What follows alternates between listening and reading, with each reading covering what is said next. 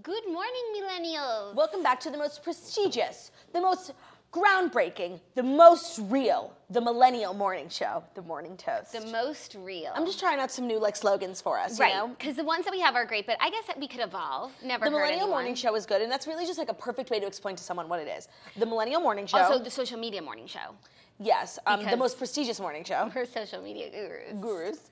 The Peabody Award-winning morning show. Yes. Elon Musk's favorite morning show. I'm wearing a lipstick that I haven't not worn the same color, or at least the same shade for over a year, and I'm looking, and it looks like I had a lollipop in my mouth. It's so pink. It does look really different. It is very pink. Do you like it? Yeah. Oh, it's my lipstick, so yes, of course I like it. You like it on me specifically, not generally, because I can go over there and wipe it off. No, don't wipe it off. It looks good for today, but I don't know if it's your morning color. But see, it's really maybe more for an evening for you. Oh, an evening. Maybe I'll wear it to the TPG Awards. Oh, yeah. And I just feel like I ate a Jolly Rancher, and it's here I am. I didn't have a Jolly Rancher, which is so sad. Might as well have had one. Good morning, millennials. I feel like we were just here yesterday, but so much has happened since I sat in this chair yesterday. Right. 25 hours ago. 25 hours ago, here's what happened. In those 25 hours, I got a home. A home was made. Tom Selleck put his foot on my merch. Why his foot? Because he stepped on it and he didn't know what it was, and he just left it. I didn't know if that was a Blue Bloods thing. No, he literally put your foot in it. No. It's not the proud. Jay. It's not the Proud Family set. Put your foot in it. Wait, by the way, you know what I just realized? We forgot to You know that's clip. from the Proud Family? No.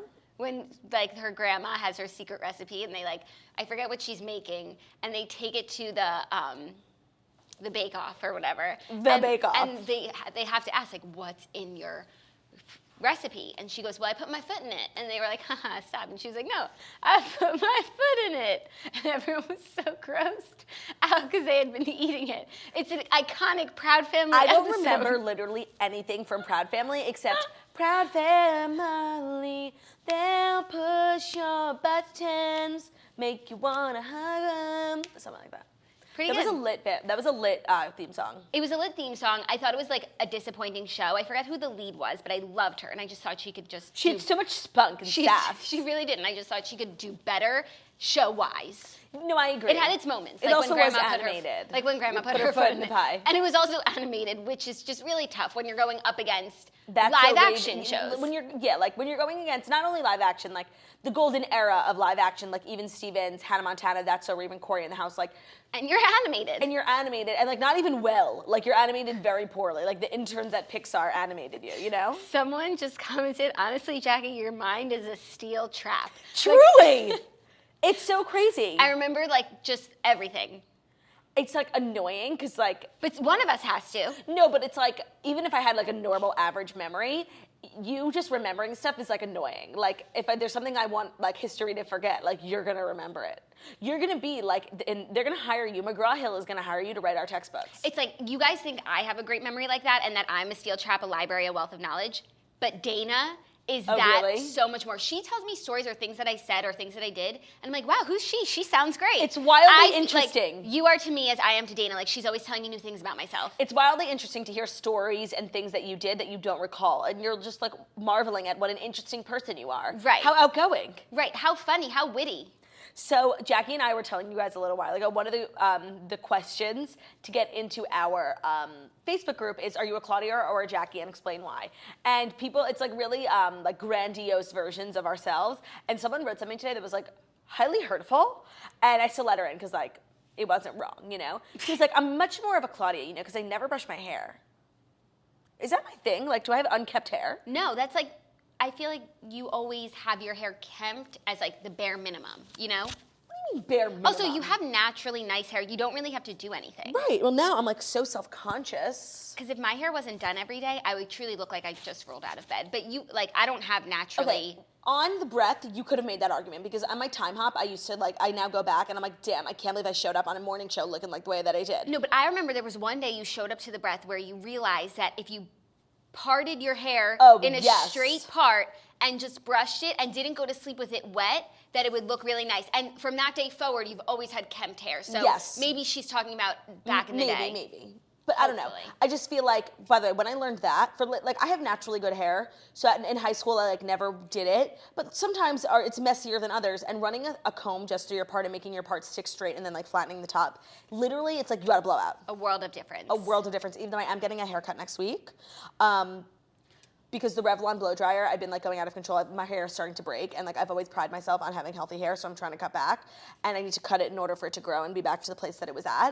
And I also need a haircut before Olivia's wedding. I need a haircut too. Is it an appointment I can piggyback onto? Well, so Margot's already piggybacking on it because it's at Michelle's, but she said she had between 1 and 4. Margot took 2:30, I took 3:30. You can take 1:30. Okay, I just need a little trim. Text my her. hair is growing.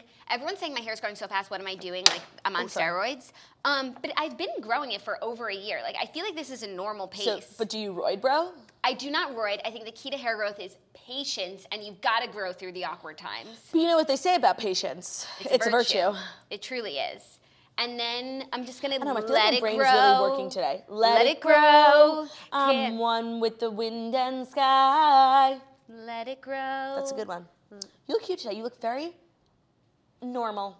I feel like I look normal, thank you. You look like you're going to class on a fall winter's eve, you know? And I feel like I look winter. a little Christmassy. You look very Hallmark Because today. it's like this shirt from certain angles, it could look black, but it's really like a Christmas. In the show, it's looking emerald. It is emerald. It's really a Christmas tree green. It is XLE by Lauren Elizabeth, and I just feel like I'm always saying I'm wearing XLE by Lauren Elizabeth. Like she sends me stuff, and I wear it to the bone. It's interesting. I've never gotten anything. No, it's my fault. I didn't fill out the sizing info. I just like wasn't comfortable sending that around. But now that I'm like a skinny size 8, sometimes I'll send it around. I have to change my sizing info because when she sent it, I was like feeling medium. Yeah. But this I could have used a small, but it's fine. Yeah. No, I've never felt medium. And I love this shirt. It's so professional looking. And it looks very comfortable. It's a great job, Lauren Elizabeth. The people on the podcast must be so thrilled. Check out my Instagram at Jackie O Problems. I'm public right now, but you just never know how long that's going to be for, so you should follow me. I like your earrings. Thank you. I got them for my birthday. I know. I just like noticed them because your hair's behind your ears. That's what I like about these earrings. It's like they're not in your face, but it's like a nice touch. Also, we got a lot of comments yesterday, and I was going to ask you in person, but I was just like in my own head with the Blue Bloods thing. What did you do to your eyebrows different?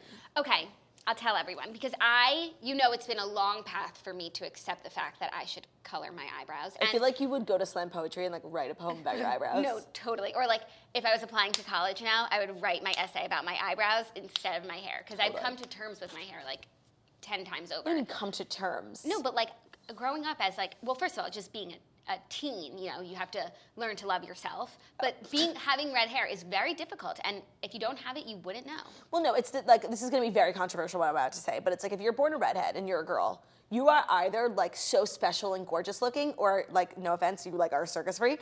So thank God, like you are on the right side of history. Right, no, it's just and if you don't know how to, because sometimes when I wake up in the morning like barefaced, like I'm a little scary looking. Not gonna lie, I'm not gonna lie, and you don't have to lie either. But you have to like know what to do in your coloring. It takes a long time. Right, and if all your friends are brunette, like how are you gonna learn how to be a redhead? That is so true, and our parents aren't redheads. Right. So like, where were you supposed to learn? I don't know. That's so great, and we grew up before the age of YouTube. Right. So it wasn't like a Madeleine Petsch to learn from. No. So interesting. It took a long time of learning and like appreciating my hair, and now it's just like I can't imagine not having red hair. Totally. But now so my eyebrows are the next hurdle, and in the past 3 years I've made great strides. Like what I've been doing up until this point I think is very fair, and I think it pleased the Instagram community, and I still felt like myself. And I forget why I even took it one step further. I think I was starting to look in person, I always look like I have eyebrows, but in pictures I really don't. And so I was like, you know what, maybe I'll kick it up a notch. And for Halloween, when we were being Courtney and Kim, I went to Sephora and I bought the product that I used, but in the darkest shade to be Courtney, because I really wanted her eyebrows, but it wasn't even dark enough. I had to put mascara on my eyebrows. So then I had this really dark brown color.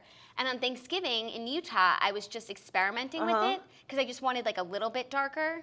And I kind of liked it. Okay, I'm saying I'm loving it. Like, and you're getting better. Today is better than yesterday. Tomorrow will be better than today. And what I have to do, so I've been mixing Benefit Gimme Brow in the shade 1, which I normally used, and 4.5. I just need to get shade number 2 or 3. Totally. And then it'll be a little bit more even. Yeah, I use like literally shade 5.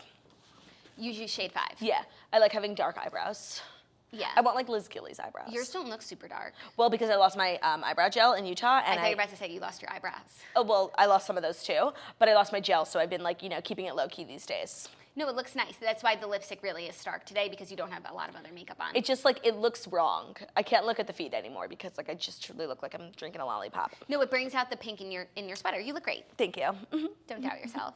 Okay, I want to talk about two things You have quickly. to talk about Blue Bloods. I have to talk about Blue Bloods because... I wonder how many toasters watch Blue Bloods. Like, am I on the outs, or are you? No, so there's, like, a general understanding amongst, I think, like, the network and everyone. Like, it is, like, an older person's show because it's been around for a while. Tom Selleck was, like, when the show was first promoted, it was promoted as like Tom Selleck's on TV, and the people who know Tom Selleck are from Hawaii Five-0 or whatever, Magnum PI, sorry. And it's like Tom Selleck isn't old, and Friends too. So like, all right. And now I think like it's really, because it's in its 8th season and it's so good, it's really transitioning into like, I don't want to say, but like the new SVU. Like, I was going to say, it gives me sort of Law and Order vibes. Like everybody, it's much better nobody than Law and Order. dislikes Law and Order, but not everybody watches it all the time. Right, and I would now argue that it's better than Law and Order because Law and Order, only after What's-His-Face left, Stabler, did they start to develop the characters' like personal lives, and she is a kid, and like... And the episodes are like split. Yeah, they weren't like one-offs. Yeah. It was like you had to like... It became more it of a used to be that you storyline could between watch episodes. any episode of SVU and you would need to know what happened before that or after that. There has to be a word for that type of show. Linear. Linear is... It's like when they're all connected. Okay. I'm making this up, by the way. No, and then when they're like random episodes, like Disney Channel shows is really what they're called. Or Black Mirror even. When they're not connected. Right. You don't have to have seen them all to watch one. So SVU, I think, started to pick up for like people missing Stabler and like, just what's the word I'm looking for? Like make up for something. It's like, you know. Overcompensate? Overcompensate. Genius. Overcompensate for like the lack of Stabler, and like they developed personal lives and relationships and kids, and like it's not that interesting. Whereas from the get-go, Blue Bloods has made it known that it's a cop show, it's a family show, but it's also personal. Like the kid, they got married, they're engaged, the kids, she died, like all this stuff. Spoiler. No, I didn't say who. So it established itself early on as like both a personal and a cop show, and it really talks about real-time issues. Like in the latest episode, it was all about marijuana legalization, and the police commissioner is like, I'm not going to not arrest people who have marijuana because he's a very big believer in the broken window theory. It's like if you start with one thing, people are going to be urinating in the streets. But his daughter is assistant district attorney who made that law.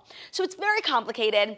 And now I think due to the toast and also just like the show being really good and like people on the show becoming famous, like Vanessa Ray, like she's like a young cool girl. She has 700,000 Instagram followers now. Like we're bringing the show into the 21st century. I just followed her on Instagram. Yeah, she's like so cute. Yeah.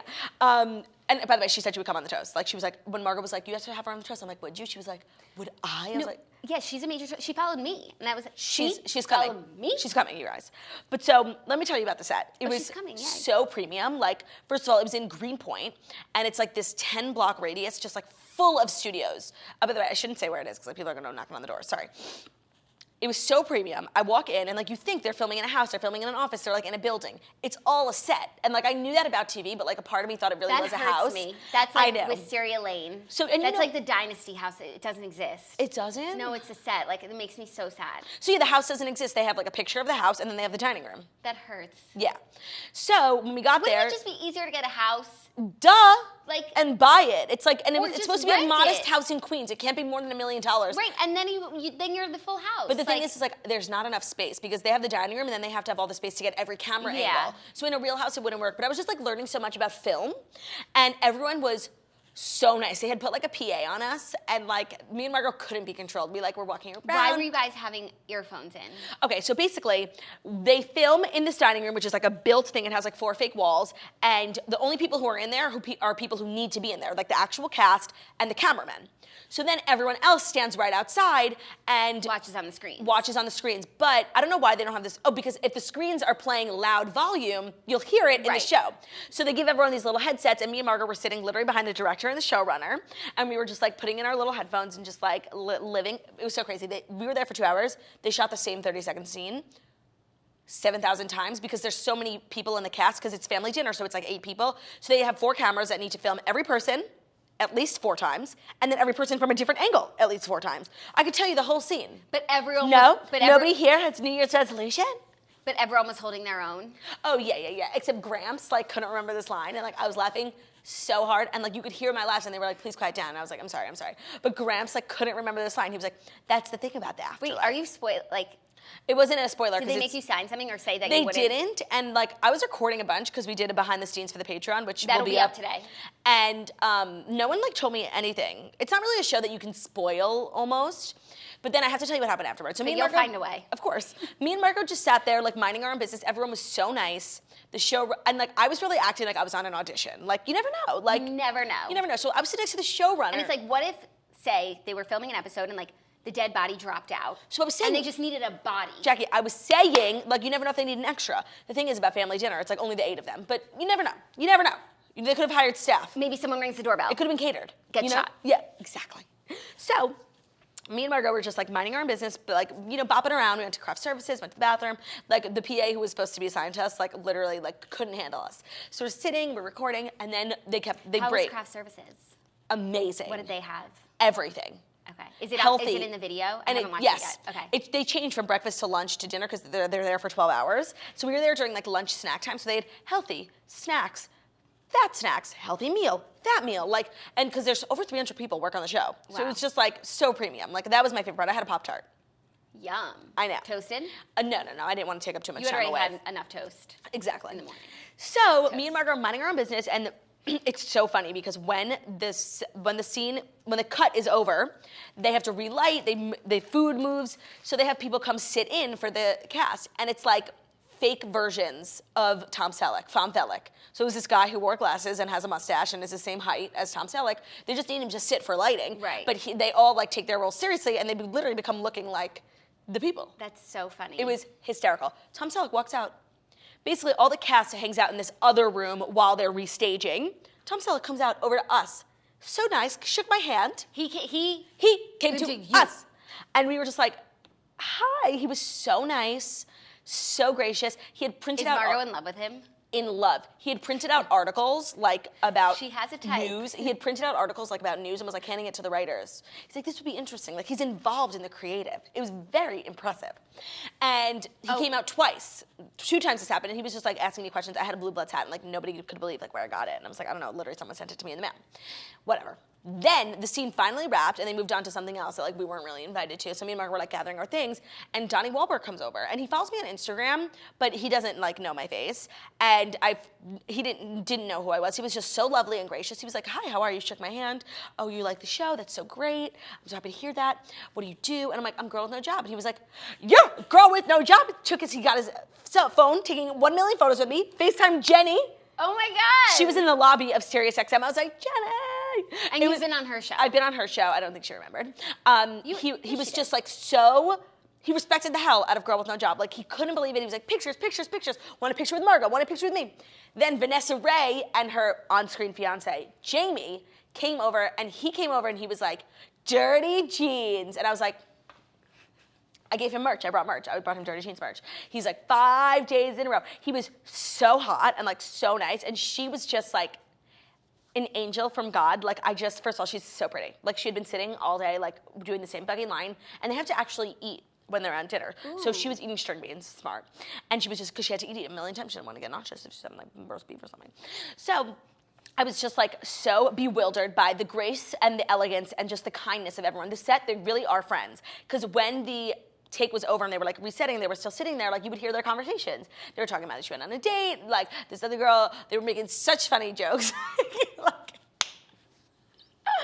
So someone was like to Jamie in the line was like, I hope you grow up to be like him. And when the scene was over, Donnie Wahlberg was like, he's 40. He's already grown up. It was so funny. There was just like such a great dynamic between the cast. There's no feuds. I was like, everyone. I was like literally being a reporter, like fucking, what was her name? Harriet the Spy. I was like, so who is the feud? Anyone not get along? And they were like, no, we're like all best friends. So do you think the show's going to go on for a really long time? Yeah, and I think that's like the general goal of everyone who works there is like, this is like an SVU type show. And they're in season 8, and I think the ratings are great. And I was telling everyone, I'm like, I needed to know who makes the most money. Like, I was being so annoying. Tom Selleck obviously makes the most money per episode. And somewhere on Google, Margot said she read 250,000. I heard 800,000. But CBS paid those kids with that terrible show, Big Bang Theory, $1 million an episode. So, like, they have the budget. So, I think it goes like this. Tom Selleck, Donnie Wahlberg. I don't know. The cast is like literally 30 people, and I was just like, Vanessa, I'm like, Harriet, you did not do a good job. No, I did of terrible, spying. but I was making everyone uncomfortable. I was like, Vanessa, do you know what Jamie makes? Whatever his real name is, Will. She's like, no, I would never ask. I'm like, well, do you know what Vanessa makes? He's like, no, I would never ask. I'm like, okay. Oh my God, imagine if you I'm like, well, Google says this. Imagine if you went into a workplace and just started asking people if they knew what their coworkers make. 50-50. But actually, I've heard when I was like back in the corporate world that it's actually really good to have salary transparency because then you know where you stand. Right. And if you're like being taken advantage of. Or not only that, if you think you're the star of the show and you're getting paid the least, like sit down. Right, no, but if you're like doing the same job as someone else and they're making more, like you should know that. Yeah. Everyone should actually tell their salaries because it's But not like. also, if you and I worked in a corporate setting and I came over to you and was like, hey, what's your salary? Like, you could get fired for that. What? Yeah. That's Ben told me crazy. that because he almost happened to him. That's hilarious. Well, I'm so glad you had so much fun. You really are almost pushing me to start the show. I just need the Jackie, time. I, honestly, like, it's an amazing show. But now I don't know if if I it's started for you. and I fall in love, no, it sounds great. Like I would like it. But if I started and I fell in love with it, like I will kick myself for not going with you. We're to the going set. back. We're Oh, going okay. back. Okay. Well, because here's the thing. The reason I got invited is because Allie is a girl who follows me, and she's a writer for the show. But she only gets to, like, direct the show when it's an episode that she wrote. So yesterday happened to have been an episode that she wrote. She's written, like, 4 or 5, she said. So we just would have to wait for the next time they use one of her Okay. episodes. Well, it's going to take me that long to good. watch 8 seasons. And, like, okay, watch it, and then before you watch season 7 finale, just, like, prepare yourself, okay? I already know what happens because you already talk about it, and I'm pretty sure you reenacted it on your story. Oh, I did. I'd spend the $5 million on you. But it's okay. It doesn't seem like it's a suspenseful show. It's like an enjoyable every moment show. And you know what it is? Oh my God. Every episode, they debate some like moral issue. And you really like, it stumps me sometimes. I'm like, well, you know, if you did commit a crime for the sake of saving someone else, like, did you really commit a crime? You know, it puts like this perplexes That's me. very like Torah. That's what it is. Those are the questions asked in the Torah. Okay, sorry, tangent for people who don't watch Blue Bloods, but like, please get into it. 'Cause, like, I don't watch Blue Bloods, and I found that enjoyable. So you. and I just you learned should too. so much. Like the director turned around, he's like, do you know why we do this thing? And I'm like, no, why? And he was teaching me. Wow. So are you going to get into film? It looked like a lot of work, and it looked like you really have to start from the bottom. Except Donnie Wahlberg, he was like, oh my God, ready for I to tell you this? He was like, by the way, are you doing a part? Is that why you're here? I'm like, oh, no. You flatter me, Donnie.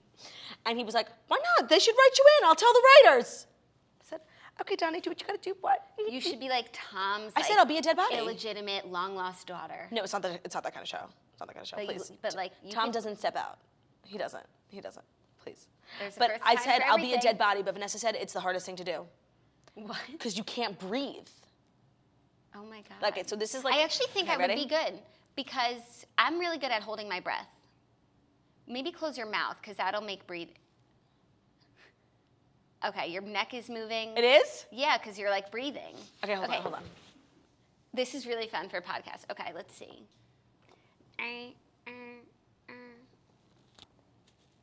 You're moving everything. I had to breathe. I had to wait, breathe. I think I can. I think you could be good at it I'm too. really good at and not your breathing. skin when you don't wear makeup is like fleshy and you could look dead. Thank you. That's what I was trying to say earlier. Okay, go. But your eyelids are fluttering. And also, who dies with their legs crossed and their arms out?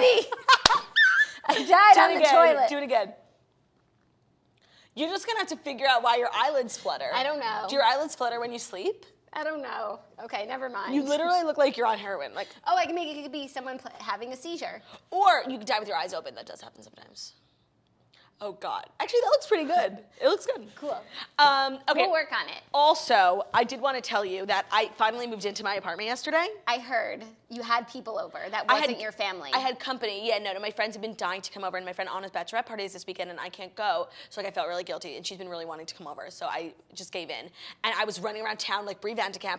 I got flowers, I got food, I got rice. I literally, the handyman, whom I adore in my building, like literally came over and designed my whole apartment, moved all the furniture, hung all the art, turned the table. Like we just did everything, and it really looks like a home. And nothing makes a home look more like a home than flowers. Agreed. I just got And some candles. really nice bundles from Planchette. Like Zach got them, and it just classes up the joint. Like I love Planchette. It's just so expensive. I know. Even the sale clearance, I can't afford.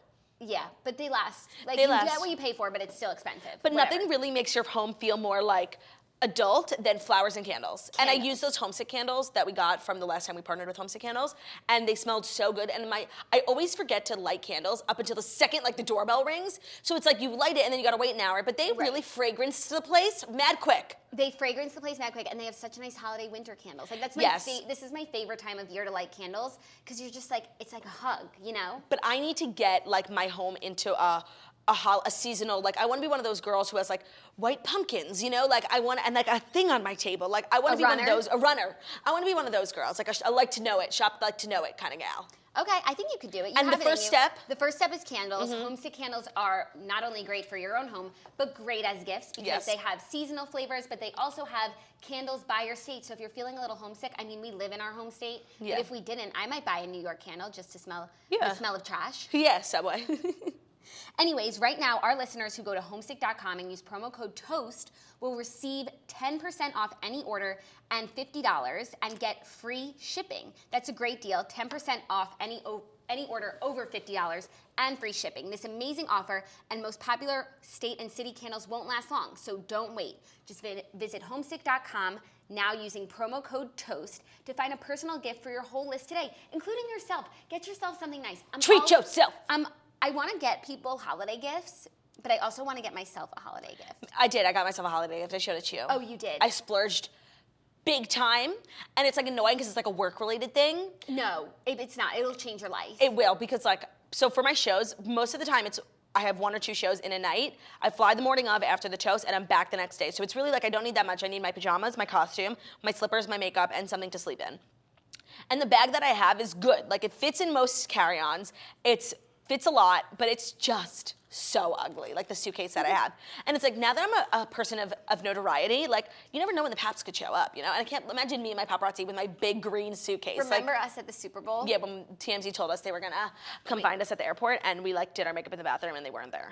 Yeah, really fucking sad. But Really good thing, fucking 'cause sad. We have Kiplings. Yeah, oh my God, right, that's what I'm saying. So I splurged on a suitcase, and I'll show you guys on Instagram. Like, I can't believe I spent that much money on a suitcase, but whatever. It's good because I just got a new suitcase from Away, but I didn't splurge. It was like a normal price. And it's the 4 wheels. I do not like the 4 wheels. wheels. And I got it just in time for the most hectic month of our lives, traveling wise. I need 4 wheels because I need to be able to just... I have something to say, something controversial about the 4 wheels. They don't work. Like, unless you have the strongest wrist in America to push the weight, it always falls backwards. No, it works for me, but it only works on hardwood, like not on carpet, so whatever. Anyways, I'm all for you treating yourself to a piece of luggage, especially because you're traveling so much. Because I'm traveling so much, and oh It'll my make God, traveling, shit. I could have expensed it, right? A suitcase? I don't know. Fuck, I should have. Ask your manager. Okay. Ask a Damn tax it. person. Okay.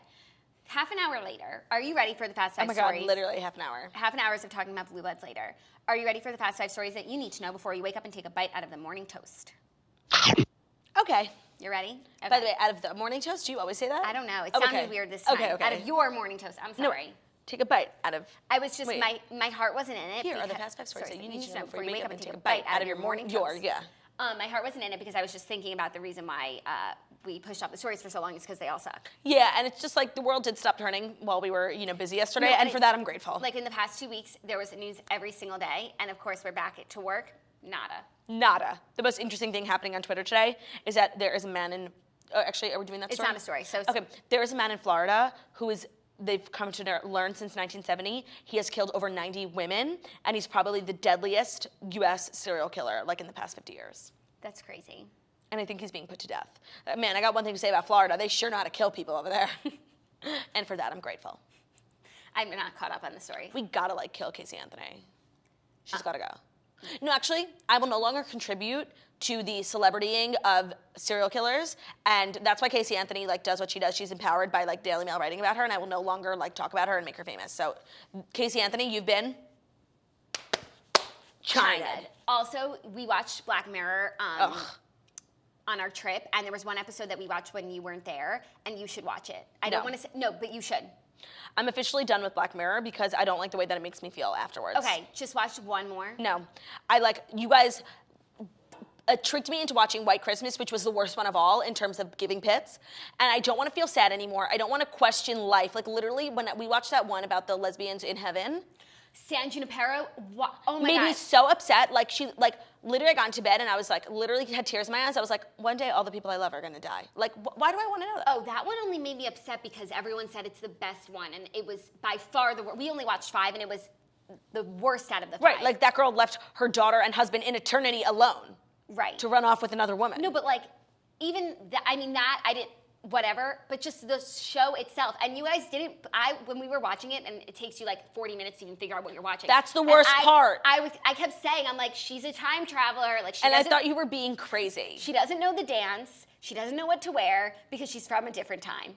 Totally. And I was pretty much right. And the thing that was annoying about that is that I think the premise of that actual episode was good. Like, that in the future there is this like syndicated video game where if you're unconscious or whatever, like you can plan your afterlife. Like, that's cool. But the way they did it, starting backwards, was so confusing. And then the girl left her family. I didn't like it. I didn't like it at all. And I really didn't like the one with the pig. And I'm done with that show. I watch TV to escape the treacheries of the universe, and I feel like Black Mirror is literally honing in on the treacheries of the universe. Yeah, that's exactly what they're doing. I'm good.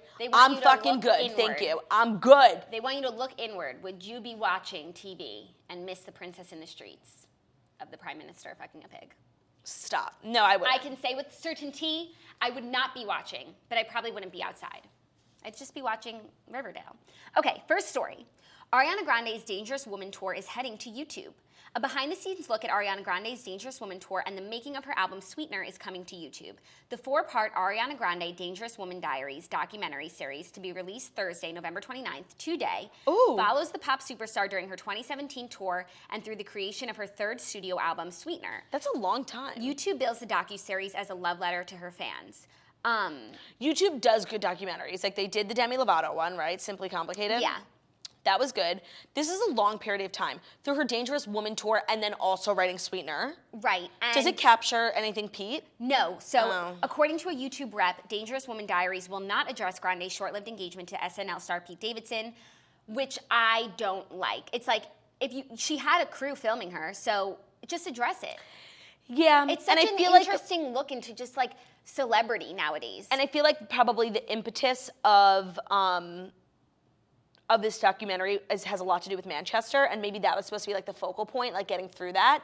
But then so much happened during the Sweetener era, just to forget it and act like it didn't happen is stupid. Yeah, well, so the Dangerous Woman Diaries will include footage from her One Love Manchester concert last year, which was organized to benefit the families of the suicide bomber attack outside of the Manchester arena. So I'm curious if they were just filming her tour. Right. So then they have footage from Manchester.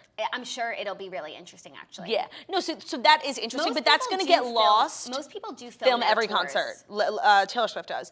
But that's going to get lost because people now just want to see, like, what happened with Ariana and Mac and Pete? Like, this is actually like the most interesting, like, I think what's happened to her in the past two years, like on so many different levels, is she has like the most interesting and like complex story. Yeah. And the fact that they've been filming it, I think will be just really interesting. And I feel like it's going to be a little Black Mirror-ish. Like, we're the consumers of her, you know, and the way, like, the celebrity aspect of it, you know? Explain, I don't understand.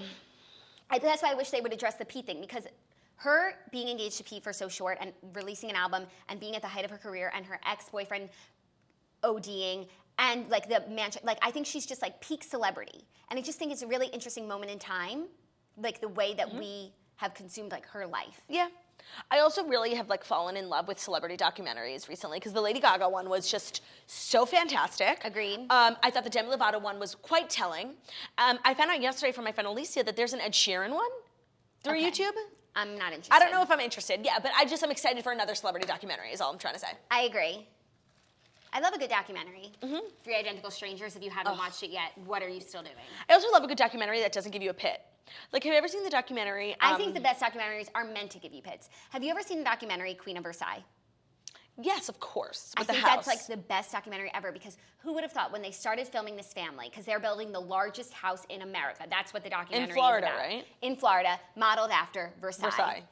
And in the middle of construction. In the middle of construction, the recession hit, his like timeshare business tanks, and they went broke. They went broke. Like, and it's just crazy that they were filming it. Yep. You have to watch it. Yeah. Queen of Versailles. I wonder what they're up to now, that family. Sometimes they get updated. I think the daughter... I think their business bounced back. Something sad happened to them recently. I don't want to speculate, but I just remember them being in the news. But I believe that their business bounced back. I hope so. Me too. But I don't know if their house did. And when So the house, like, sat in... Next Toast Movie of the Week. Because I was actually thinking we need to do one, because we're also doing Dear Toasters today. Queen of Versailles, Toast Movie of the Week. We will talk about it next week because now we're on a way more regular schedule. Yeah, because we're here all month except I'm here for the rest of the week and then I'm not here one day. Oh no, I'm here. November was the craziest month for me And ever. thank you, Toasters, for sticking with it. Yes. And just shucking and jiving. Shucking and jiving. Actually, maybe the Toast movie of the week this week should be Dangerous Woman, because I want to watch it today. I'm going to watch it. By the way, so you have to have YouTube Red? No, you could watch it on YouTube. So you Are you watch sure? it on your computer, yeah. Okay. I have every YouTube connection But you to my also have TV. YouTube TV. Do you want to come over and watch? Yeah, because Bring you nephew- probably have it without commercials. Bring Nephew Sneechess? Okay, but actually, I was going to ask you if you wanted to go to Bloomingdale's today, because I need outfits for so many things coming up. I do, and I need an outfit. I need a dress for our sister's wedding. Me too. And now I am committed to looking. So if you, Bloomingdale's did have quite a selection the last time I went, if you wanted to go. And we can get lunch too. Honestly, the only way I compensate for having to do treacherous shopping is having lunch first. No. Or actually after. Especially at 40 Carats. Yeah. It's my favorite restaurant. So now you guys know where to find us today. Thank you for that interesting piece of fact. What is piece of fact? Piece of news? Factoid. Factoid. What's the next story, Jax? Next story is something I've been putting off talking about for a while because I thought it was really speculation, but then I read an article and now I'm believing it. Inside Meghan Markle and Kate Middleton's tense relationship. They were dubbed the new Fab Four. This is like a whole in-depth thing by page 6, but I'm going to just get to the thesis. The two dashing royal princes and their dazzling wives. But now the cozy quartet of Prince Harry and Meghan Markle and Prince William and Kate Middleton appears to be falling apart at the seams. A growing friction between the two princes has been matched by an equally frosty relationship between their wives. And it is Meghan Markle who has found herself named as the instigator of what royal insiders claim is an extraordinarily tense time. So at first glance, the decision of Prince Harry and his wife to move to a new home on the Queen's Windsor Park estate seemed a natural step for the newlywed couple, It wasn't a red flag. awaiting the birth of their first child. But by shunning moving into a Kensington Palace apartment next door to Prince William, the Duke and Duchess of Sussex have revealed serious cracks in the group dynamic. It was suggested that Harry was annoyed that his brother had not, quote, rolled out the red carpet for Meghan and made her feel more welcome in the firm. Only when their father, Prince Charles, stepped in was the spat resolved. Well, that spat, anyway. They have had quite a few arguments, one royal source claims. This is about Harry pulling away from his brother. Okay, so the rumors are that Meghan and Kate are not getting along, that Kate left Meghan's rehearsal dinner crying, which is weird, and that the Queen had told Harry before they got married to watch out for Meghan's behavior and her attitude. So, and just what I've read, like on many gossip sites that are reputable and some that are not, is that Meghan is having some serious attitude problem. Like, she is just like diva extraordinaire, which, I mean, I would be too, like, if I'm a princess, you know? And when it comes to the royal family, anytime I read something, I just automatically assume it's BS, because how the fuck do you know? Like, they Right. don't talk to anyone. They pride themselves on not showing emotion, Tight-lipped. not having drama, like, at all. Like, the Queen's husband was cheating on her, and she, like, didn't get a divorce, and she didn't say anything, and she just, like, met him on a ship on the Crown. So I usually don't believe it, but people are not even talking about it as rumor. It's just like fact. Like, and the fact that they're moving out into Windsor Castle, it's not a good look. It's not a good look. And I just can't tell if it's like 100% true or 100% speculation. But a part of me, like the shit starter instigator in me, like wants to believe that it's true. And if I am believing that it's true, I have to just believe that it's Meghan's fault. Just because I've only heard bad things about her. Right, and like William and Harry weren't at odds before Meghan No, came they into the were picture. bros. But on the one hand, it's like, yes, I'm a shit starter, and like, this is salacious. But on the other hand, like, I'm more so like, what a cute fucking family the royals are, and I would rather see them together Kardashian style course. than like Rob style. Right, so that's the thing. It's like with family tips, when you're in the spotlight, it can go the Rob way, or it can go like, we're sisters, we fight, and we move on way. And I really hope it goes that way. But they're not But sisters. it's so early on. They don't owe anything to each other. They're not related. They're not connected by blood. And also, it's so early on in their relationship, like literally year 1 of marriage. Like, this is not good. No, it's not good. And I don't know, I just feel like if I were a princess, like, I would just be so happy to be there, you know? Who would I be fighting with? Oh my God, of course. I'd just be so, grateful for the opportunity. Especially marrying into princesshood, so you had the choice, because some princesses are born that way. And they don't like And they don't want it. Right. And they never had a choice. Or they don't like understand like how special it is because they've never been anything other than a princess. Right, like if I went from Deal or No Deal to Kensington Palace, I would be grateful. Yeah. Just saying. I could just imagine like Meghan Markle, like I go back and forth between like loving Meghan Markle and like wanting to protect her and then also like knowing the real her. And I feel like she's one of those people who like gets home, takes off her mask and screams at the staff, you know? Well, that's what they're saying, that she's mean to the And staff. then she goes out in the public and she's like, oh darling, hello darling, it's 11/11, make a wish. Ooh. We haven't had a new wish. Our wish was to have Cameron and Ariana Grande in a Wicked spectacular. Okay, ready, I got it. network show, network show, network show, network show, network show, network show, network show, network show, network show, network show, network show. Also, I don't have an exact time or day, but Jackie and I are going to be on the Lady Gang podcast next week. We're filming next week, or recording next week. They're like a legit podcast, so they space shit out. Yeah, so we don't know when we're going, but it's an official meeting of the minds, and like I'm a little nervous. I'm a little nervous, but I'm excited. Me too. And I'm excited to prove to Jack that we like her. Yeah, I feel like she just has already made her mind up about us. All we do is change hearts and minds. Oh my God, of course. And anytime someone comes on our show when we like don't like them at first, a la Leanne Locken, and then she changed our minds and now we're best friends with her, like that's what happens. Speaking of Leanne, I have so many thoughts about Real I Housewives. know, I'm and I really don't know sorry. I think I might have to do a one-woman Patreon episode where I just go in because I'm going to lose them all. And I have so many pertinent thoughts. I've really been watching with an analytical eye all of the Housewives. Okay. Anyways, when it comes to Kate and Meghan, on the one hand, I agree with you. She takes off her mask when she gets home. But I also do appreciate the fact that when she is in the spotlight, she is very poised. Of course, she's an actress. No, but like Princess Diana wasn't always that way. You know? No, but they also, drove her there. But it's also been 6 months. Right, so Princess Diana in the first 6 months was also like, hello, darling, thank you, darling. And they drove her. And you know what it makes me think about? Because I've been watching Real Housewives of Dallas, and you need to watch because the evolution of Cameron Westcott. Yeah. It's very interesting to me because it's like I never thought I could dislike a housewife more than her. And this season, it's not that I love her. I'm just like seeing her, and I put it on my story, and TBG agreed with me, which made me feel very justified. Very seen. Very seen. And that made me feel like you would agree too. Okay, well now the TBG And said it's like I she guess. married into this family, and she's really taken it on. And she would be an amazing royal because like she understands the duty. And the importance. You know, and she doesn't take it lightly. If anything, she takes it too heavily and makes it too serious, but it's just like you live in Highland Park, like you're not in Kensington Palace. But maybe she should be. Like she would be a great royal, what was my thought. Yeah. And she's very regal with her posture and her height. And like she's really getting more beautiful and stylish every day. I will catch up. Okay, of all that I need to catch up on, I need to catch up on Dallas, New Jersey, and OC. What should I catch up on first? Dallas. Okay, that I can do. Yeah, because it's really, I still don't know how I feel. Because I haven't recorded, that's why. I still don't know how I feel about everything. Okay.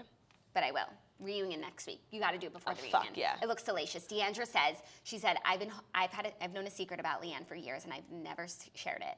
And then she's going to share it. Oh my God. Because her and Leanne haven't spoken since. Right. And Leanne was on our show talking shit about Deandra. So it's not good. Shook. Okay, next story, just a fun little story if you're living in Houston. An ATM in Houston accidentally spit out $100 bills instead of $10 bills. Customers will get to keep the money. Customers who accidentally received $100 bills instead of $10 bills at a Houston ATM will get to keep the cash, Bank of America says.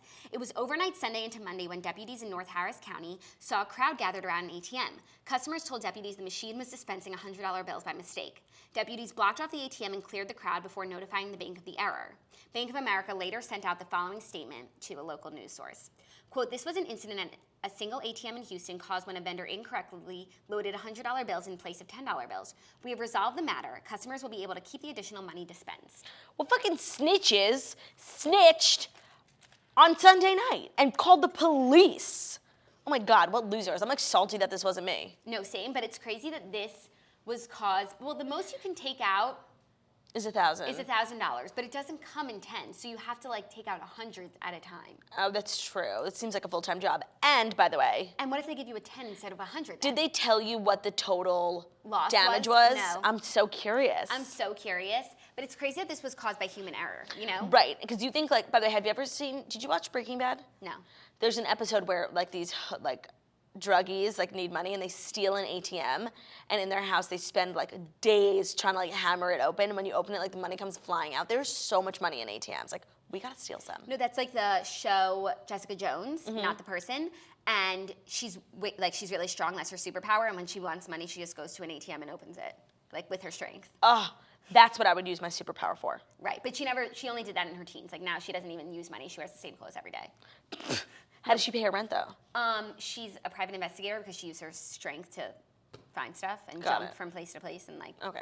It's a really good show. I was gonna say, sounds like a terrible show. No, it's really good. It's Whatever. really weird. It's twisted. By the way, like this shit never happens to me. Like I would be in the news story where it's like ATM accidentally falls on girl, you know? Like that's me. No, mine would be ATM accidentally dispenses $10 bills instead of 100. Yeah, no, you know, I would get like I would just never be one of these people in Houston. totally screwed. Okay, so our fifth and final story today was not chosen before the show started because truly nothing happened. And so instead, I'm going to fall back on you know, what's always No, please. what's I always see juicy. what's on your iPad. I really don't want to talk about these people You anymore. don't want to talk about Nick and Priyanka? What about the fact that Meghan and Harry are not going to Nick and Priyanka's wedding, even though Priyanka is Meghan's best friend? Shocking. Meghan Markle doing something selfish. I'm kidding. I don't know why I'm like salty on Meghan Markle today. Okay, you know what? I'm going to give you something juicy. Okay, then let's go to Dear Toasters. Cool. Mac Miller's secret Instagram account was discovered after his death. That is interesting. It's been nearly 3 months since Mac Miller's tragic death. On Thursday, fans uncovered a new aspect of the late Robert's private life. He had a secret Instagram account. By posting to the account at Cloudy with a Chance of Awesome 69 and posing as a man named Lars, the recording artist was able to fly under the radar. In July 2017, Miller's alter ego revealed he had garnered 50 followers, a drastic difference from the millions of followers he had obtained in his official account. So what kind of content did the star post? Most of the videos and images centered on the topic of vaping. Oh, I did skip a story today. Sorry, we'll get to that next, because vaping reminded me. This wasn't the first time Miller had used an alias during his lifetime. Over the course of his career, he also released music under the pseudonyms Delusional Thomas, Larry Fisherman, and Larry Lovestein. This also wasn't the only flashback fans received this week. Spotify also recently released 2 tracks Miller had recorded before he died. Very crazy. Very crazy. A lot of celebrities have fake Instagram accounts. I was looking at someone's the other day that someone I know follows. It's a private Instagram account. And it's like someone really famous, and I feel like if I say it, I'm gonna get them in trouble. But it only has like 70 followers, and the person has been like MIA for a while, but they've been posting on that fake Instagram account, and it was wildly interesting. Very interesting. And that was only the 4th story, I'm sorry. The 5th story, speaking of vaping, Altria, which is a major cigarette holding company, they own Marlboro, and Parliament, is in talks to take a significant minority stake in Juul. Okay, I've been waiting for someone to buy Juul because And it's crazy. It's going to be perhaps, they're not buying it, but they're investing in it. So they believe in the power of vaping more so, like, as Right. the next generation of cigarettes. Wow. I mean, Juul, I don't know what the valuation of Juul is because it's not a public company, but like, it must be like. It's valued at $16 billion in funding from this summer. I was going to say multi-billion-dollar company. 1, because everyone does it. 2, they're getting people smoking who like, when you think smoking, you think like old men. Women are juuling, kids are juuling. It's like terrible, but like teens are juuling.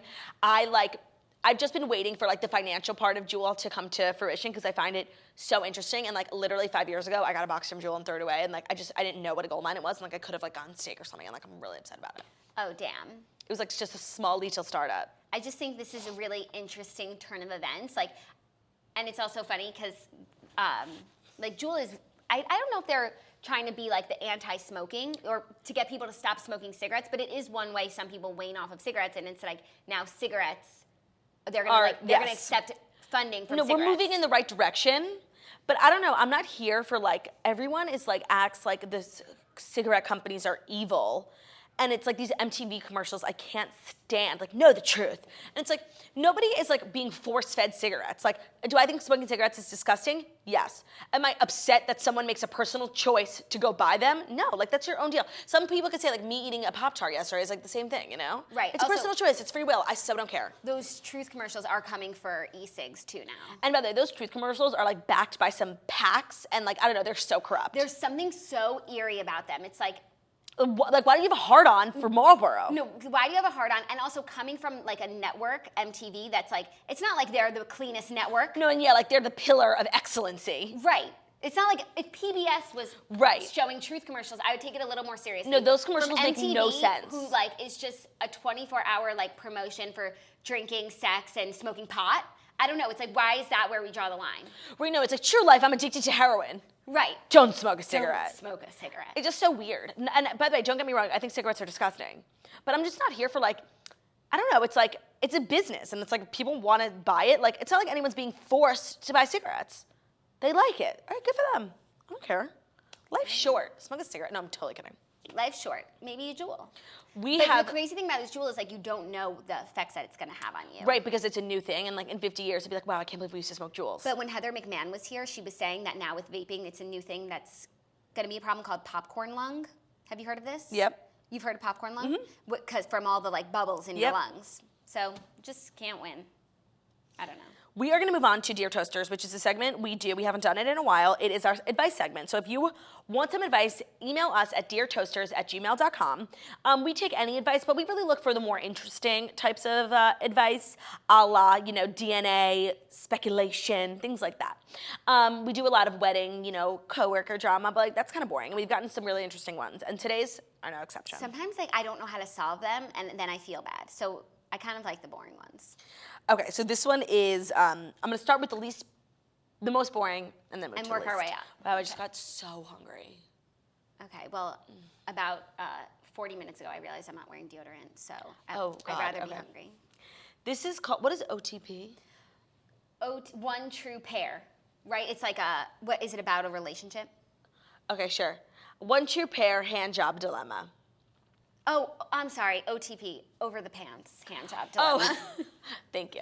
But it also means one true pair. Let's look at Urban Dictionary, because I feel now like old and stupid. Yeah, like a grandma using the microwave. Okay, wait, OTP. Urban Dictionary is the most disgusting place on the internet. But you had to say it with hand sorry, job. okay. One true pairing, that's the first thing that comes up. Is anything else come up? OTP. It's definitely over the One pants. true pairing. No, in this situation, it's over the pants. We all know an OTPHJ. That's what it's supposed to be, OTPHJ. Okay. Dear Claudia and Jackie O, my husband reconnected with an old childhood friend that recently moved to our town. Let's call him Adam. I was really happy that Adam and my husband would get to hang out again, and we planned a double date to get together. That night was disastrous. Oh my God, the girl accidentally, she put his real name. Because she, Whose name? Adam's real name. Because, I was like, who's? Adam and his girlfriend were really into the PDA to the point that I could feel other people staring while we were at dinner. They went on a double date? Yes, Okay. with Adam and his girlfriend. Okay. She also made a few flirty comments to my husband, which I brushed off until the night got even weirder and she started stroking Adam's crotch area. It basically turned into an over-the-pants hand job. And it may have been the longest 5 minutes of my life. It was clear that I could never be friends with Adam's girlfriend, and double dates were definitely out of the picture. However, anytime my husband and Adam get together to watch football, grab dinner, play golf, she shows up. It always surprises my husband, but he doesn't think it's appropriate to say anything. So she's showing up without the girl being there.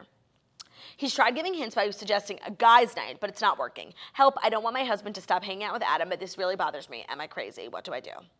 That would bother me, and it's like you're stuck. That would bother me too, because a fix is all right, no more double dates. So when the boys hang out, that girl's coming. Right, and then it's like she's being flirty with your husband, so you have to be there. You gotta protect your man. So it's a little bit of a lose-lose, but I think you just have to have your husband put his foot down with Adam, be like, guy time, period. And I don't think that's so crazy. And if Adam thinks that that's weird, then he's weird. He's weird, yeah. Ben loves me so much, but he needs to get away from me sometimes, and that's normal. Right, and if I was always tagging on to a Zach's guys night thing, and then he said to me hey, it's just guys night, I'd be like, okay. No, and I would feel so weird tagging on to a night where there was no other girls. Right. But and if I didn't even feel weird, and then I was told not to, I wouldn't take offense to that. Of course not. So this girl is clearly weird. And it doesn't sound like it's going to work out. If Adam's a legit dude, and he'll get, he'll move on from the over-the-pants hand jobs and see her for who she really is. I mean, I would die. I would never touch a penis in public. No, that's. I would never touch a penis in private either. So uncomfortable. But anyways, just have your husband put his foot down, and you know what? You guys seem like a cool couple. Worst case scenario, him and Adam don't hang out. He'll make other friends. Okay, that one was just to get us started, because this one is wild. It's titled The Chubby Chasing Cheater. I love a good alliteration. I got a huge pit even writing that subject line. Okay, let me jump right in. This girl's very dramatic. The other week, my boyfriend of 4 years turned his phone to me to show me a Snapchat his friend had sent him of a dog. The snap cleared, and I noticed several girls' names on his recents list. I asked him about it, and he brushed it off, saying they were friends from high school that send mass snaps out all the time. I went full Nancy Drew. I went full Nancy Drew in his phone anyways, and found lots of sexting, received and sent, pictures included, between him and said girls. I've never heard of any of them. We went to high school in the same small town, so I sent one of them a message letting her know I was his girlfriend and what the fuck was up with these messages and what the extent of the relationship was. She said no physical contact had been had and that they just sent messages back and forth, and she said she found his profile on this website and sent me a link. I clicked on it, and I was horrified. It was a website that is basically Facebook, but for fetishes. Literally just a community of people with weird-ass sexual interests. I thought I was kinky until I saw some of the shit on there, and I realized I'm way more vanilla than I thought. I did a little digging, and apparently my boyfriend is into feedism. How do you spell that?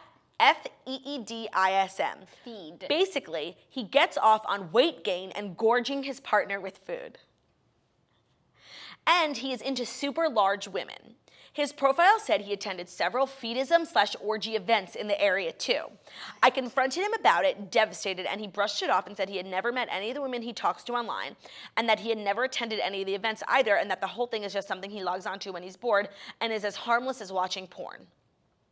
What the fuck do I do? Do I break up with him or do I brush it off too?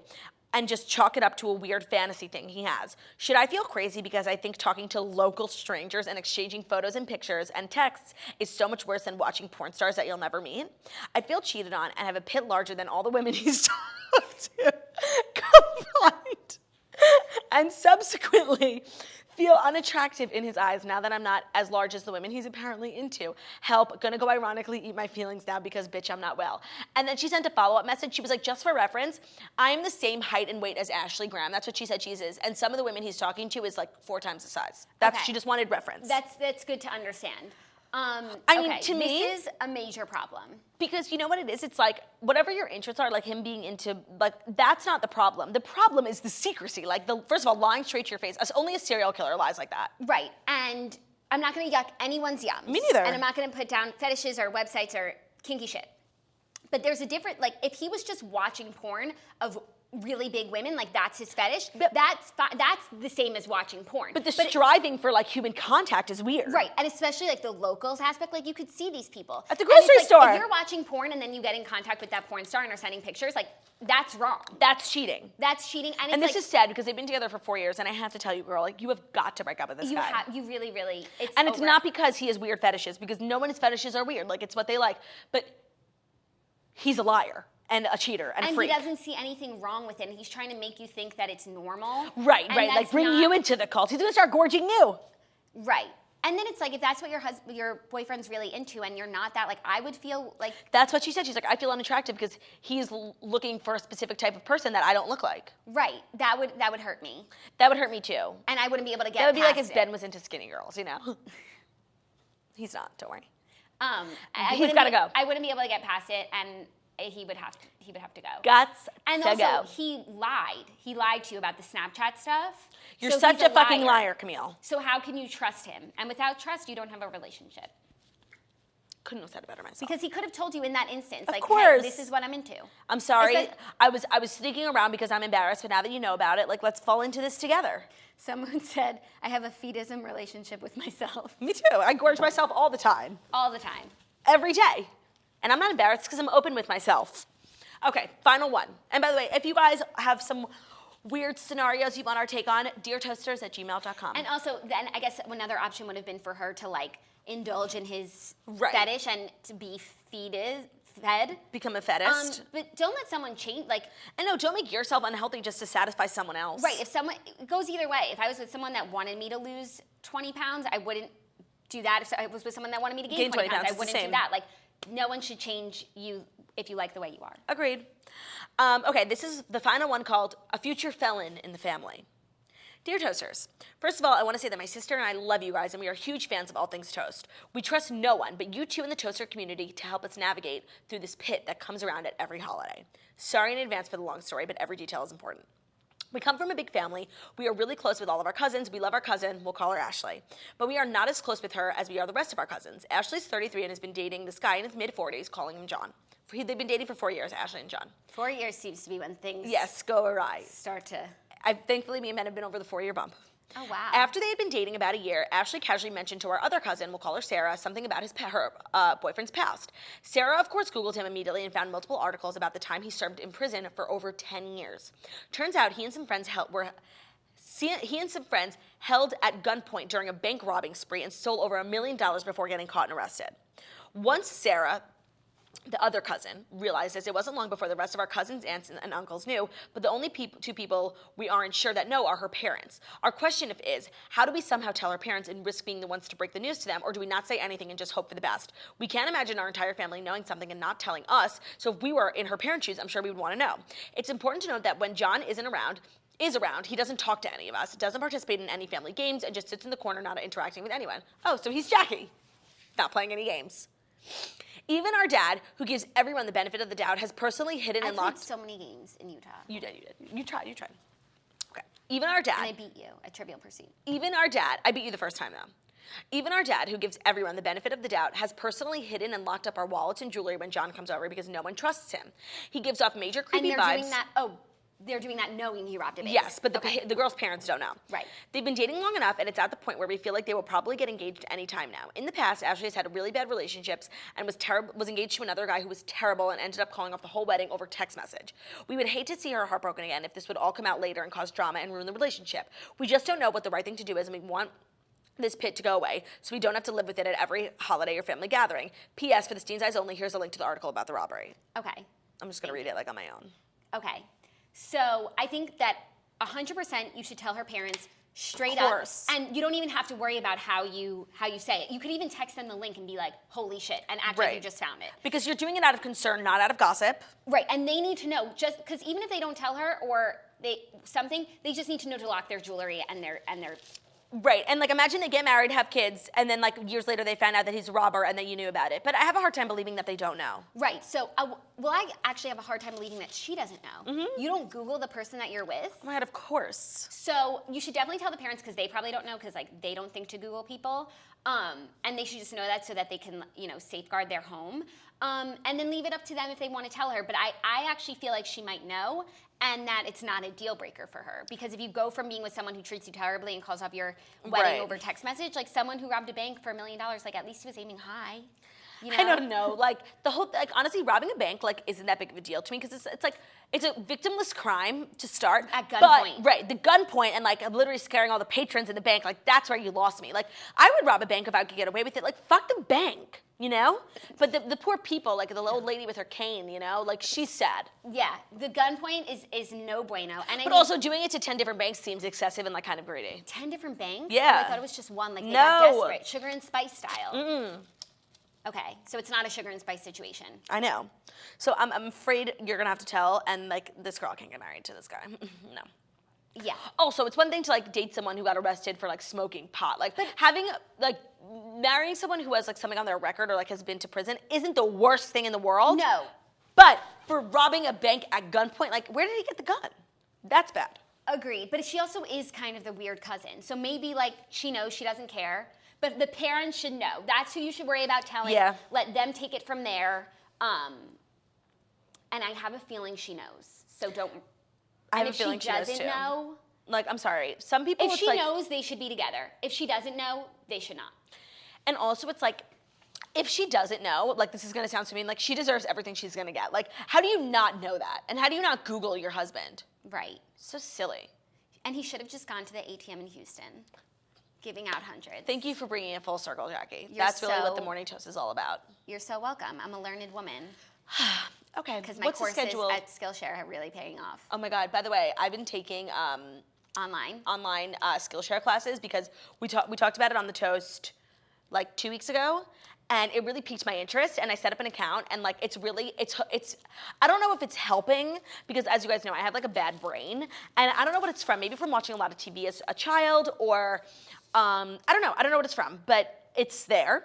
And I've decided to start taking online classes in a variety of fields. There's 1 million that you could take on Skillshare. There's over 20,000 classes in business, design, technology, and more. I need to take some more business classes for the Toast, but I'm taking some technology ones. I just need my brain to get back to where it was in the 10th grade. And I'm not there yet, but Skillshare is really helping. That is a great idea. I feel like I have the opposite issue. I have a good brain, but I need to learn more skills, such as Photoshop and video editing. Yeah. Because we need to learn video editing. No, but even yesterday, that Amanda Bynes thing that I made you do, I should be able to do that, and Skillshare will teach me what I need to know. And if any of you are interested, you can join the millions of students already learning on Skillshare today with a special offer just for our listeners. Go to Skillshare.com/toast and get 2 months of Skillshare for just 99 cents. That's really crazy because education is so expensive.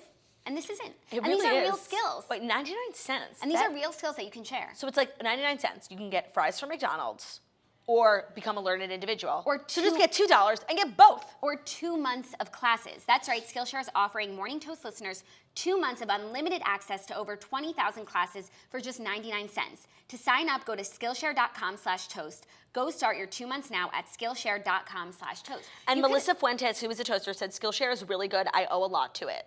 That's amazing. Because a lot of people don't have time or the resources to like learn these things. If I wanted to like learn Photoshop, I wouldn't even know where to go. Right. Now I do. Skillshare.com/toast. Get 2 months, just 99 cents. That's amazing. So what is our plans for the rest of the week? Let's give a little overview of the coming months. Will do. So tomorrow, Claudia and I, we have a guest, Danielle Caroline. She's a YouTuber and a toaster, and she has really premium content, and I'm excited to talk to her. And then I'm hopping on a plane from LAX with a dream in my cardigan.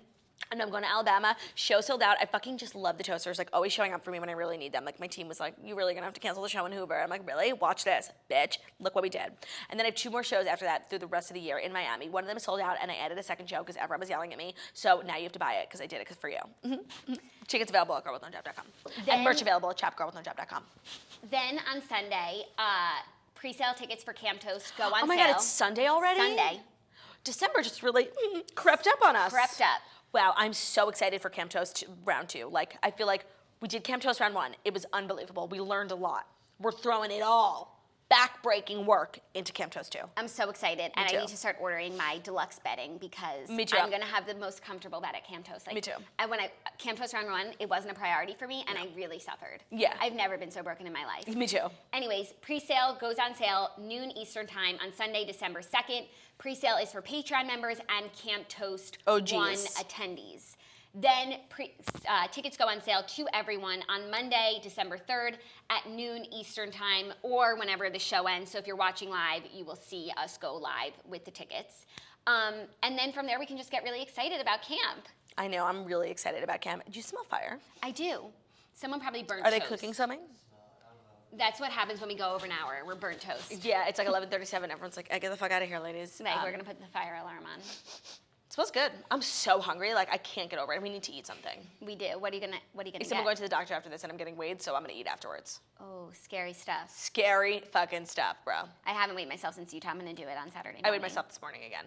And? Same as yesterday. Wow, so it's real. Yeah, I just had to make sure that I didn't. That doesn't make sense. I know. I'm like really nervous. It's like just waiting. No, but that's not how it goes. It's because I haven't digested it yet. It's like still in my throat. That's not how it goes. It's not? No, it's the opposite. So like, but that just defies math. I know. It's simple math. I know. I really think the building's on fire. Okay, that would be a good reason to end the show. Thank you all so much for watching. We love and adore you, and we owe everything in our lives to you, and you know it. This is the Morning Toast, the Millennial Morning Show. We go live Monday through Friday, 10:30 a.m. Eastern Time. We're amazing. We're also available as a podcast. We live stream on YouTube. You know what? I'm giving you all an assignment. Recruit a toaster this week. You guys are the best. Like, we don't even need to hire a publicist because you guys do it for us. Like, bring in a toaster, bring a toaster to a show, send them an episode, send them an Instagram. If you had to send a new person an episode, what would you send them? I don't know. Honestly, today's was great. Yeah, today's I don't is know. a little all over the place. Yesterday, I didn't feel like I was on my game. Oh, I thought yesterday I didn't feel like I was on my game, but then in reflecting on the episode, I was like, damn, that was a funny episode. Oh, really? I didn't like myself at all yesterday. I was like doubting myself a lot last night. Oh, I'm sorry. But so I really feel like I made up for it today. And I wanted to just clarify 2 things about Camp Toast because there's a lot of questions. It's Memorial Day weekend 2019, Friday to Monday. Check-in is Friday afternoon. Check-out is Monday morning.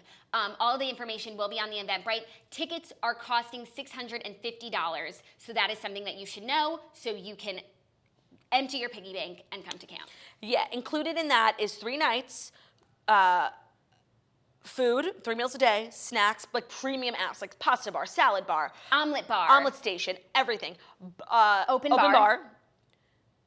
And all the, like, once you all the get fun you can have, all the female empowerment you can have, all the friends you can have, corn, all the corn you can all have. the entertainment you can have because the Toast goes live there. You can come to Camp Toast and like not bring a wallet. I mean, I wouldn't recommend it just like because when you leave camp, you'll need one. And we might be selling merch. And also you get merch with your ticket, but also we're gonna make extra merch and sell it there if you want it. So maybe do bring your wallet. Oh yeah, that's a good call.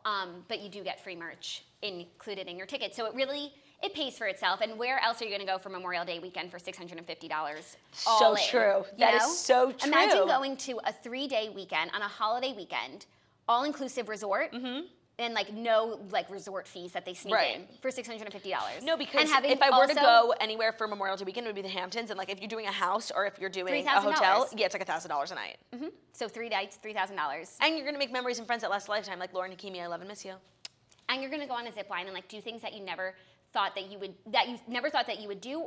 Or if you've done it, never thought that you would do again in life, because when else are you going to go to camp? Exactly. Like not water skiing, but water tubing. Oh my God, that was the most fun I've ever had. Giant swing, rock climbing, Odyssey, which we didn't get to do last time because it was raining, but this time the weather should be, knock on wood, Mother Nature's showing up. A lot better. And it's crazy, even though it was raining the whole time last time and it couldn't have been worse weather, like if we tried. Nobody cared. We persevered, it didn't affect us because we were all so happy to be together. And it was like we were just wet and happy. That's the way to be, ladies. Love you so much. We will see you tomorrow.